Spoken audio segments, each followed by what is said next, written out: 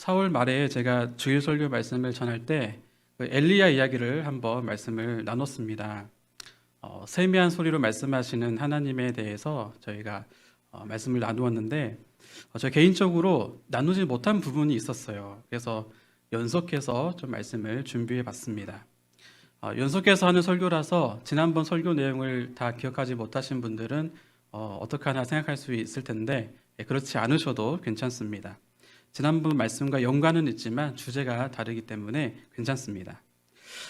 지난번에 제가 나누지 못했던 부분이 어떤 부분이었냐면 엘리야가 하나님의 세미한 소리를 들었는데 그럼에도 불구하고 엘리야가 변하지 않더라. 엘리야가 변하지 않았습니다. 그런데 하나님께서 엘리야에게 사명을 주실 때 엘리야는 자기의 생각과 마음과 행동의 변화를 볼 수가 있었고 바뀐 행동을 하게 되었습니다. 하나님이 엘리야에게 주신 사명은 천사를 통해서 떡과 물을 주고 또 어루만져 주셨던 것보다 더 큰 삶의 활력을 엘리야에게 주었던 것이죠. 그러니까 엘리야는 더 이상 변하지 않는 그런 상황에서 오는 그런 절망감에서 오는 우울감 속에 빠져 있었지만 하나님이 주신 새로운 사명을 받고 나서 그 우울감에서 벗어나게 되었다라는 것입니다.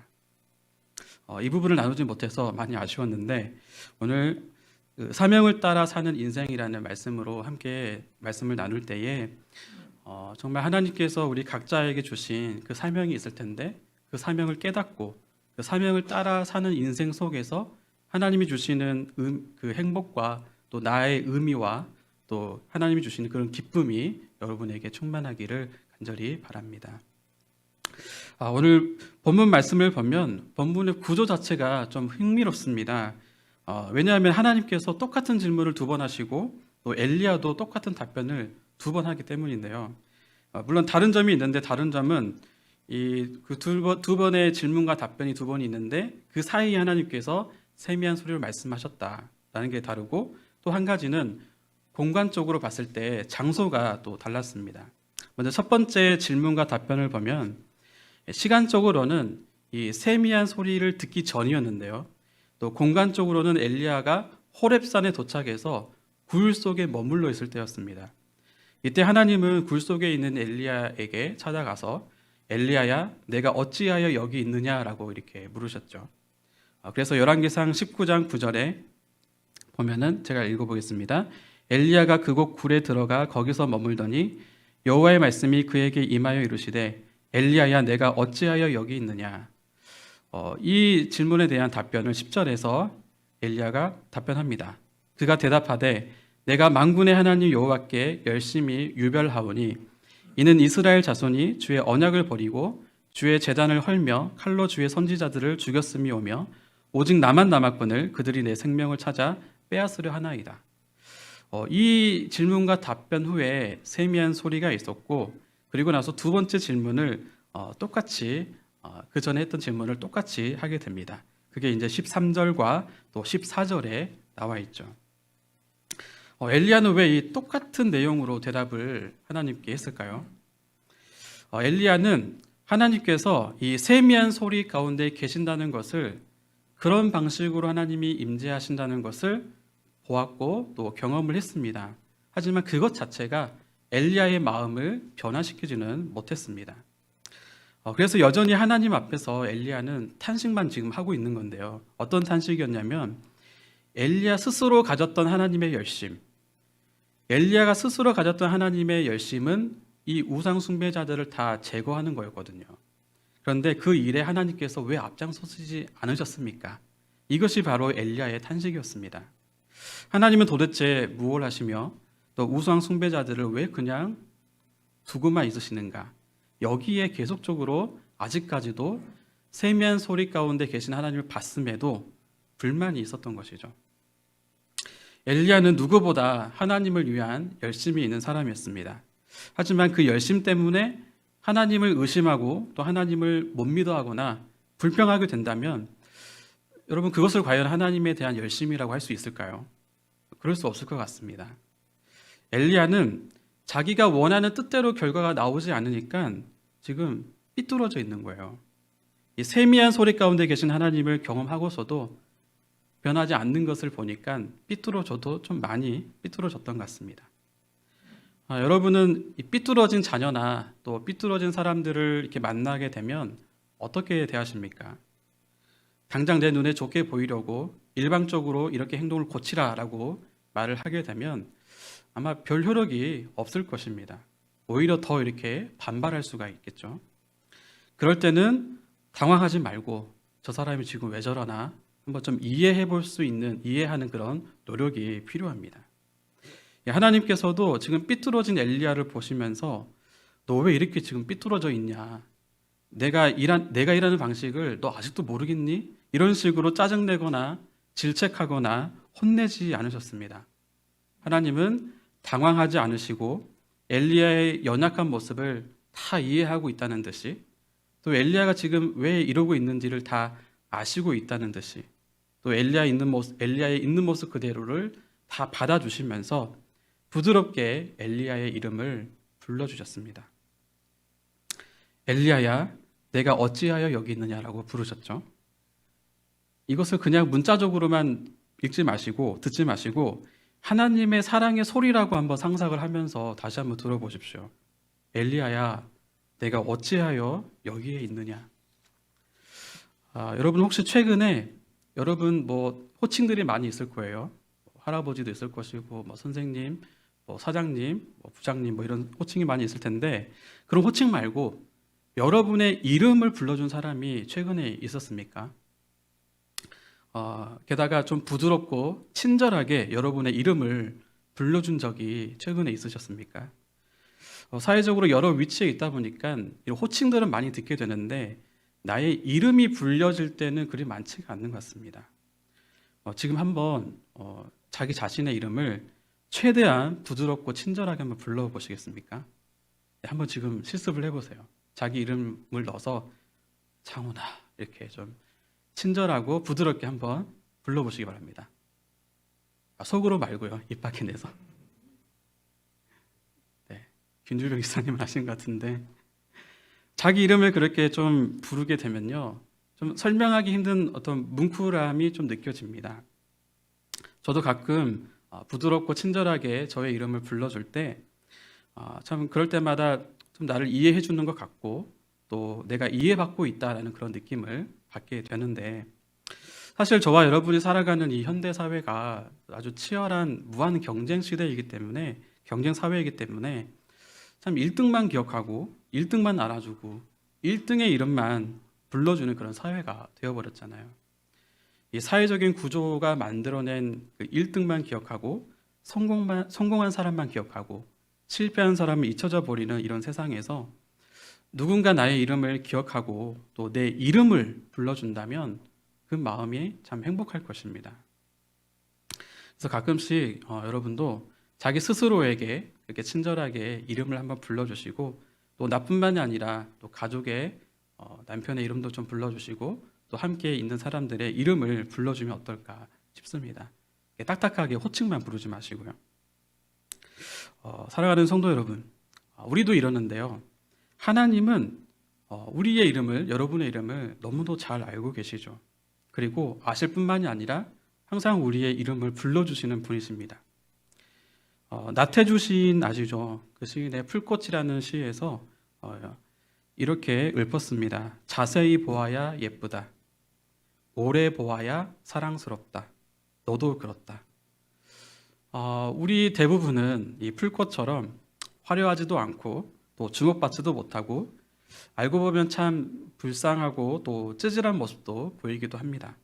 그러나 하나님은 누구보다도 나를 자세히 보시고 또 오래 보고 계시는 분이시기 때문에 우리가 보잘것없다라고 생각을 할지라도 누구보다 우리를 예쁘다고 하시며 또 사랑한다라고 말씀하시는 분이시라는 것이에요. 사랑하는 성도 여러분, 하나님께서는 오늘도 지금도 여러분을 잘 아시고 또 부드럽고 친절하게 여러분의 이름을 불러주신다는 것을 잊지 마시고 기억하시기 바랍니다.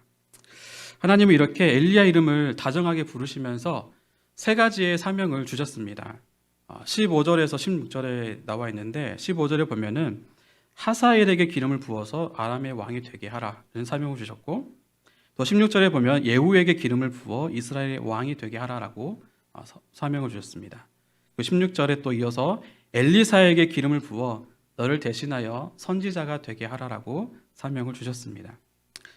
하나님께서 이 세 가지의 사명을 주시면서 뭘 하시겠다는 걸까요? 17절 말씀을 보면 알 수가 있는데 17절 말씀을 제가 읽겠습니다.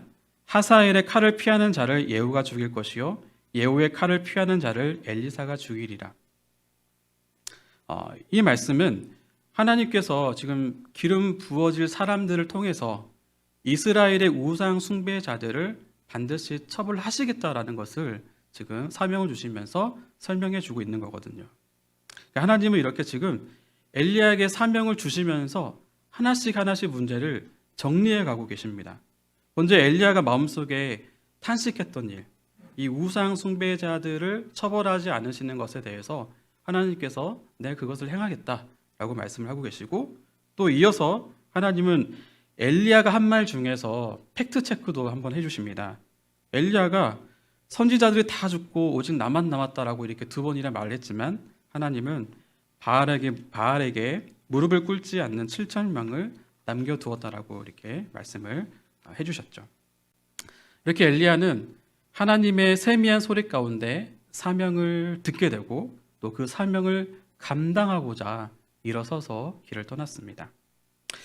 그런데 또 하나님이 이 사명을 이루시는 방법을 보면요, 사명을 이루시는 것도 하나님께서 하시는구나라는 것을 본문을 통해서 볼 수가 있습니다. 실제로 하나님은 엘리야에게 이 세 사람에게 기름을 부어라라고 말씀을 하셨는데, 엘리사는 엘리야가 기름 부었습니다. 그런데 나중에 보시면은 하사엘은 엘리야가 아니라 엘리사를 통해서 기름 부음을 받게 되고, 또 예후는 엘리사의 제자를 통해서 기름 부음을 받게 됩니다. 하나님께서 이렇게 일하시는 것을 보면 나에게 주신 사명을 포함해서 또 우리의 가정과 또 교회와 이 나라에 주신 사명 또한 나의 당대에서 다 이루어지지 않을 수도 있구나라고 하는 것을 볼 수가 있습니다.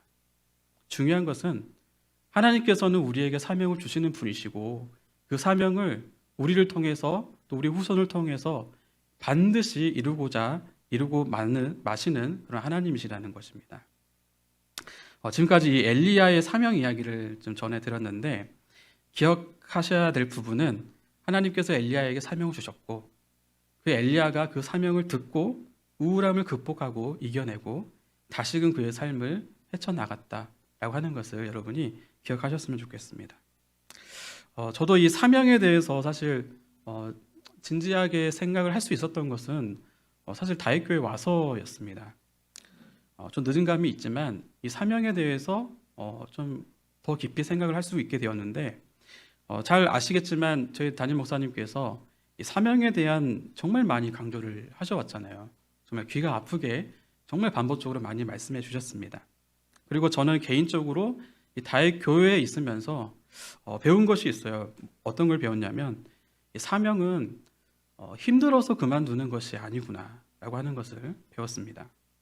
그리고 사명은 나에게 그 일을 맡겨주신 분께서 그만하라라고 할 때까지 하는 것이다 라고 하는 것을 지금도 배워가고 있습니다. 그런데 사명을 주신 그 하나님께서 그만하라라고 하지 않았는데 스스로 그만두게 되면 어떤 일이 벌어질까요?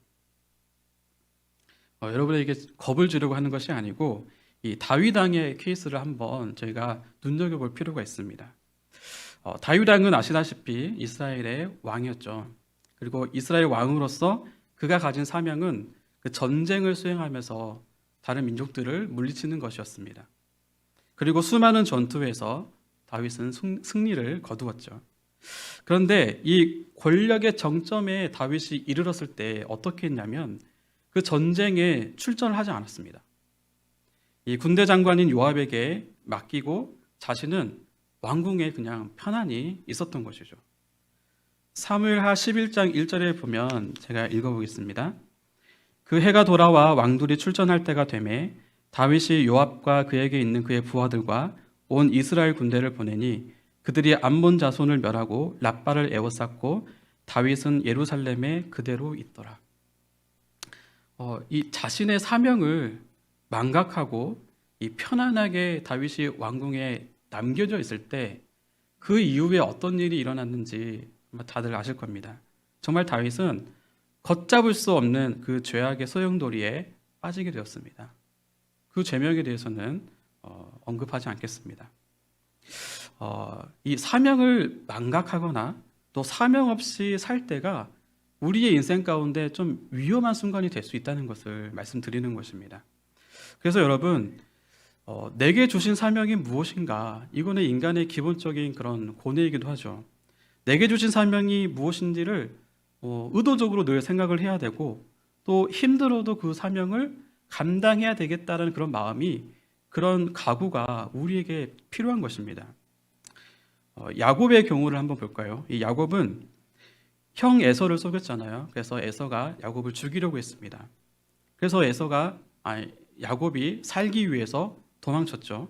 근데 하나님의 은혜로 이 삼촌 라반의 집에서 살게 되었고, 거기에서 많은 재산과 자녀들까지 이렇게 받게 되었습니다.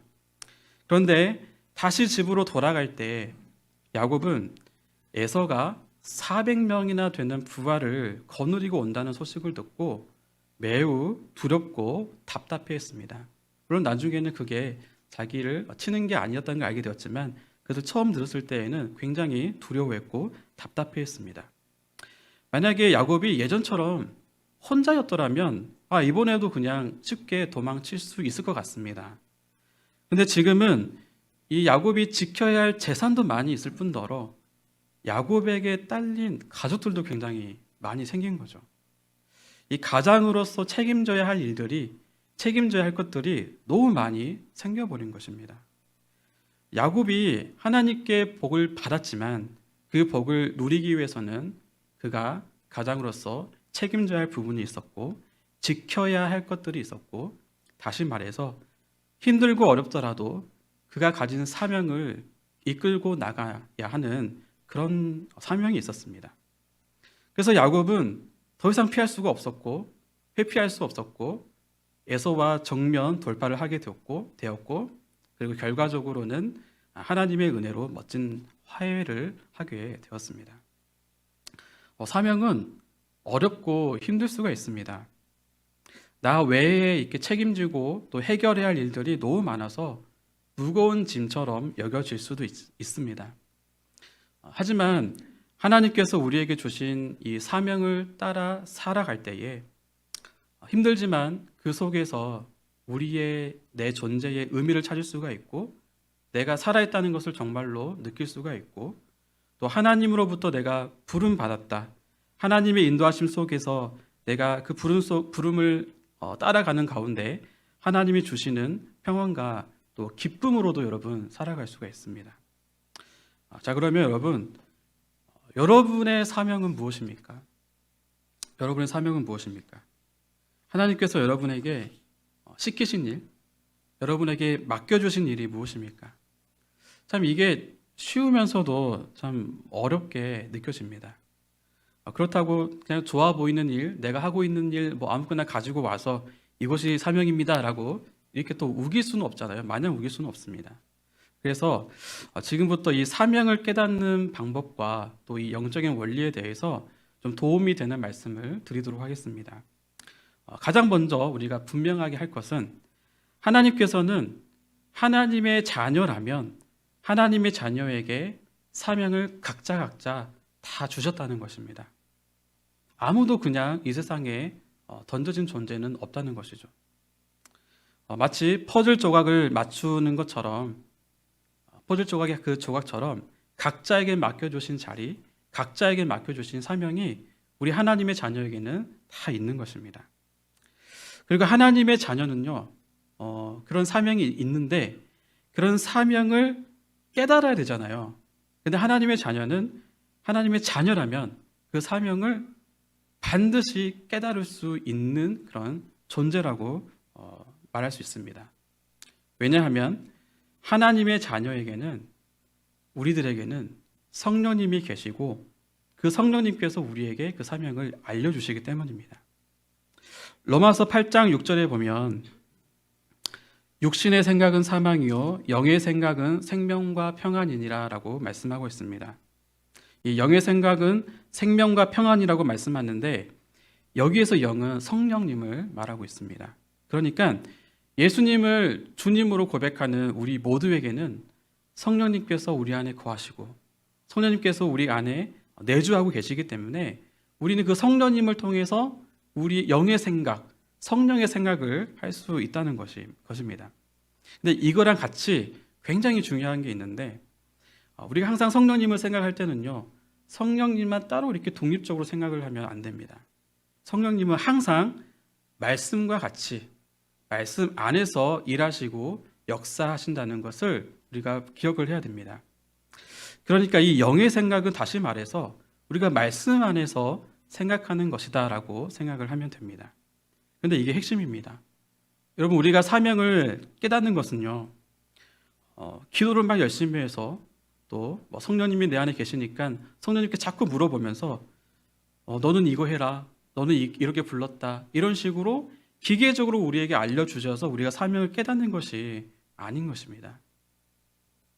물론 구약시대 때에는 그런 일들을 하나님께서 그런 방법을 사용하셨지만 우리 이 신약시대에 살아가는 우리에게는 성령님을 주셔서 성령을 통해서 우리에게 사명을 주신다는 거예요.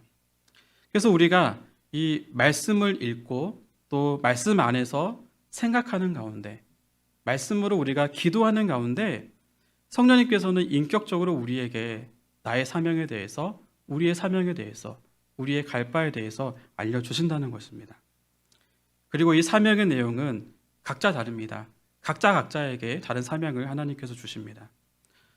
누구는 목사로 부르고 또 어떤 사람은 사업가로 부르고 정치인으로 부르시기도 하고 또 학자로도 이렇게 불러주시는데 이렇게 사명을 가진 사람의 특징들을 보면요, 그 사명을 확신하는 사람들, 이게 하나님께서 정말 주신 사명이다라고 확신을 하는 사람들의 특징들을 보면요, 아무리 그 일이 힘들고 어렵다 하더라도 그만이 가질 수 있는 그 내면의 생명과 평안이 있다는 것을 공통적으로 발견을 할 수가 있습니다.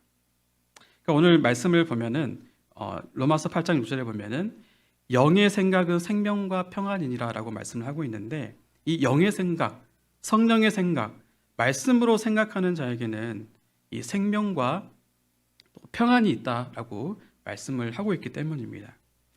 그래서 지금 여러분이 사명으로 생각하고 있는 일이 아무리 작고 또 사소하다 할지라도 그 일을 하면서 평안과 또 생명이 있다면 그 사명은 주님께서 주신 사명일 확률이 굉장히 높습니다.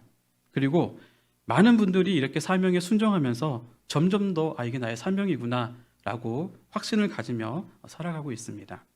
이 영적인 원리로 여러분의 사명을 점검해보고 또 확신하면서 사명을 따라서 살아가는 우리 성도님들이 되시기를 바랍니다. 예전에 우리 담임 목사님께서 설교를 하시면서 좀 많이 들었죠. 설교하시면서 어떤 사람에게는 이 숨 쉬는 것 자체가 사명일 수 있다. 살아있는 것 자체가 사명인 사람도 있다라고 이렇게 말씀을 하셨습니다. 특별히 우리가 이 코로나 시대를 살아가고 있는데 이 코로나 시대를 살아갈 때에 어떤 분은 정말 버티는 것, 그것 자체가 사명이 되는 사람들도 있습니다. 그렇습니다. 아무리 작고 또 아무리 그 양상이 내 생각과 기대와 다른다 할지라도 그것이 하나님의 큰 계획 안에서 여전히 하나님이 주시는 사명이 될 수가 있다는 것입니다. 그리고 그 사명을 정말 사명으로 받아들인다면 그 가운데서도 이게 내가 사는 것이구나 라는 생명이 있을 것이고 하나님이 주시는 평안이 있을 것입니다. 이제 말씀을 마무리하겠습니다. 엘리야가 이 처진 어깨를 다시 들어 올리고 또 주저앉은 무릎을 다시 일으켜 세울 수 있었던 것은 하나님이 주신 사명 때문이었습니다. 그 사명이 엘리야를 살게 하신 것처럼 여러분 각자에게 주신 사명이 여러분을 살게 하고 또 우리를 살게 해 주실 것이라고 믿습니다. 그래서 내가 지금 하는 일이 또 내가 생각하는 그 사명이 기도하면서 계속 확인하고 있는 그 사명이 정말 하나님께서 주시는 그런 사명이다라는 그런 확신을 가지고 살아가는 성도님들 되시길 바랍니다. 그래서 뭐 저도 포함된 이야기지만 그냥 인생을 그냥 흘러가는 대로 내버려 두지 말고 사명 따라 살아가는 그런 인생을 살아가는 저희가 되었으면 좋겠습니다. 이 프랑스 작가인 폴 브루제는 이런 말을 했습니다. 사람이 생각하는 대로 살지 않으면 결국에는 사는 대로 생각하게 된다. 계획을 하면 계획대로 살 확률이 높아지는 것처럼 생각을 하면 생각대로 살 확률이 높아지는 것은 당연지사이죠. 마찬가지로 사명도 생각해야 됩니다. 사명도 여러분 생각을 해야 됩니다. 사명을 생각하면 사명대로 그 사명을 따라 살아갈 확률이 높아지는 것입니다. 근데 사명을 생각하지 않고 그냥 흘러가는 대로 살게 된다면 죄송한 말씀이지만 인생을 살아갈 때 재미있게 살아갈 수는 있을지 몰라도 그 인생이 영혼의 깊은 기쁨으로는 살아가기 어려울 것입니다. 이 안셀름 그룬이라는 이 신부님이 계시는데 이분이 재미와 기쁨에 대한 차이를 이렇게 설명을 했습니다. 좀 긴데 그래서 제가 한번 읽어보겠습니다. 재미는 순간의 욕구를 해소하는 것이다. 흥미거리만 찾기에 중독되기 쉽다. 만족을 모르기에 사람을 병들게 한다. 피상적이어서 마음의 밑바닥까지 뚫고 들어가지 못한다. 그러므로 환경의 변화에 따라 쉽게 변한다. 즉 사람의 칭찬과 인정 그리고 세상의 성공과 실패에 따라 좌우된다. 반면에 기쁨은 마음속 바닥에 자리 잡고 있다. 본질과 연결되어 있으므로 온전한 만족감을 준다. 건강에 좋고 수명을 연장한다.